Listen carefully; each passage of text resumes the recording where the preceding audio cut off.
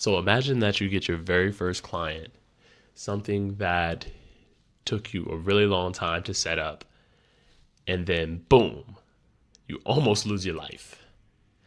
Hi, guys. My name is Dr. Hamilton, also known as Dr. Silvertongue, and I'm a practicing chiropractor for about half a decade. Recently, I did start up a house call business, and this is the very beginning process of that. So what I'm going to be doing is weekly just giving updates in terms of how I'm progressing and where the business is going. So in this video, I'm going to talk about my very first week in business and also the tragedy that did take place as well. So my very first week in business, a friend of mine actually told me about a wellness event that I can promote my practice at. I was excited because I finally get to promote my practice. This is the very first day that I get to do that. And this event was the most alternative thing that I've ever been to. So it consisted of sound baths, acupuncture, massages. There was a table full of joints. There was an open bar, unlimited food, yoga, and the demographic was all women. I was the only guy there. It was like about the ages were 35 and up. And they pay this lump sum of money, around roughly like $250, and then they get access to all these things, and they're doing tattoos and things like that too as well.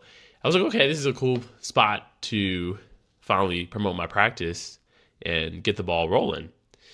What I was able to offer at this event is what's known as spinal screenings or postural assessments. And what those are, just to give you guys some background in terms of what a spinal screening is, when you don't have an established practice yet, because it's kind of hard to market yourself from social media and an online presence, because that's a very common way of how people get patients through the door, especially when you're a cash practice as well, because then you don't have people from insurance just coming in from that. So when you don't have that established brand, because people are going to go on your website and notice that you don't have reviews, you don't have a huge foothold yet, so that's not the most trustworthy in the beginning. The most guerrilla marketing best way of doing it is when you're starting out is just talking to people, just walking up and having conversations and explaining to them the benefits of what you can do. And also you're examining their spine, talking to them about any postural problems that they have, any aches in their body, and quickly giving them some advice. Like, even if I can't help them, then I give them some advice on what they can do, and if they're interested in becoming a patient. And whenever you do events like this, you can talk to roughly 30 people and you'll get 1 or 2 people sign up. It's a numbers game with it. And if you're open to just having more conversations with people, then it's really a fun thing to do, honestly. But it could also be a little bit tiring, like if you don't have a huge social battery. But this event was productive, because I ended up helping a lot of people, giving them a lot of good advice on ways that they can fix their problems. Towards the end of the event, I was talking to a lot of people. It was fun, but at the same time, it started to become a little bit frustrating, because even though I told you that it is a numbers game, and I do have a mentor that has coached me through this, it's still a little bit frustrating because you're still expecting someone to sign up for your care. Everyone's telling me pretty much the same thing in terms of how they don't have time or reach out to me in like a month, the financial issues and all the other things. Some people were just really far, which leads me over to almost the last person that came up to me. I went over her problems, her muscle aches, body aches, gave her some advice on what she can do to fix that. Then I also offered my services, and she was 100% down for it. And she said, I actually want my husband to do it with me as well. And fast forward, we ended up getting her booked for the next available day. That was the next day that she wanted me to come see her. Unfortunately, that was very, very, very far. She lives all the way in Fillmore, which is a far distance from where I'm at. And now that's roughly an hour and a half, and that's without traffic. Then, fast forward, I get my car set up. This is my very first patient that I'm going to go see, very first house call. I'm very excited for it. And pack my car up, get everything set up. I get in my car, I'm driving. It's a bit of a long drive, so I get my playlist ready, and I just mentally get ready to help this person and try to get into that mode, into that zone of just being the best provider that I can be. And as I'm driving on the highway by Magic Mountain where I was driving, I can see a car right behind me. And I noticed that it's not stopping. And traffic is stopping, it's slowing down. And I see that car behind me is not slowing down. And I start to get worried because then I realize that I might get hit. And then as I stopped, he's still not slowing down. And then, boom, my trunk takes a really big hit. And it's a very scary thing because my neck went forward. There's a really loud noise.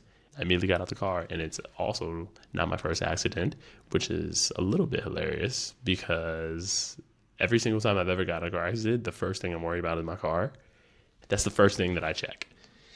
And so I immediately went over to the back of my car to see the trunk, and it was a little bit of a dent in it. And then I look over, and then the guy's just like hand on the steering wheel, and he's like looking at me like, because he knew he messed up. And I walk up, I'm like, bro, what are you doing? Come to find out, he doesn't speak English at all. And that was a little bit of a curveball for me because I've been practicing for a long time. I'm not by no means great at speaking Espanol at all, but I tried to ask him if he had insurance because he told me he didn't speak English. Is like right after I approached him, and I tried to say it in Spanish if he had it.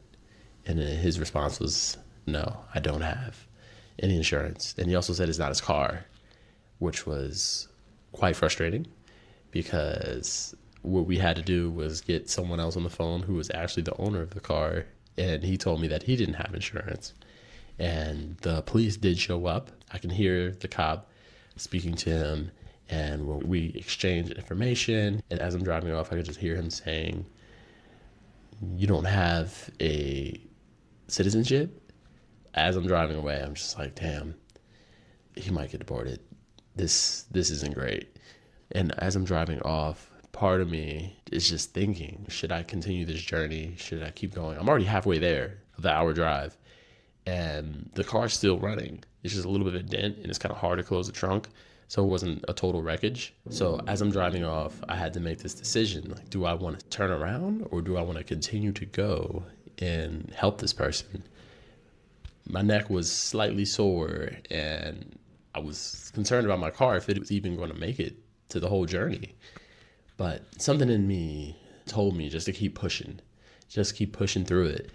And that's what I did. After I arrived to the patient's house, I ended up seeing her and her husband. It only took me 40 minutes, and it was a very satisfying feeling because I ultimately put together all my knowledge of everything that I've learned throughout the years. I shadowed hundreds of chiropractors, hundreds of providers. I did it very concisely and fast, put a treatment plan together, and ultimately they ended up signing up for the care, ended up giving them their first treatment, and they were happy, and they were able to move in ways that they haven't been able to move in years.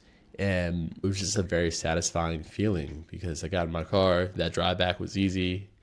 And of course I ended up calling my mom to tell her about it, but it just taught me a very valuable lesson on perseverance and just deciding to continue to push through, no matter how hard the challenge is. And sometimes life does throw those things at you. Like, I think that was supposed to happen. That whole situation was meant to be just so that I could learn to push through it, because that's pretty much what a business is. When you're working through a business, unexpected things will happen. It's not if they'll happen, but they will happen. And the thing is, what are you going to do to continue to push through it and overcome those obstacles?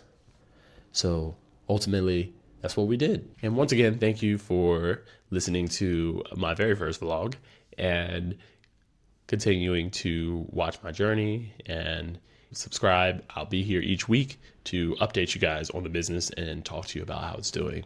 So have a lovely day and take care.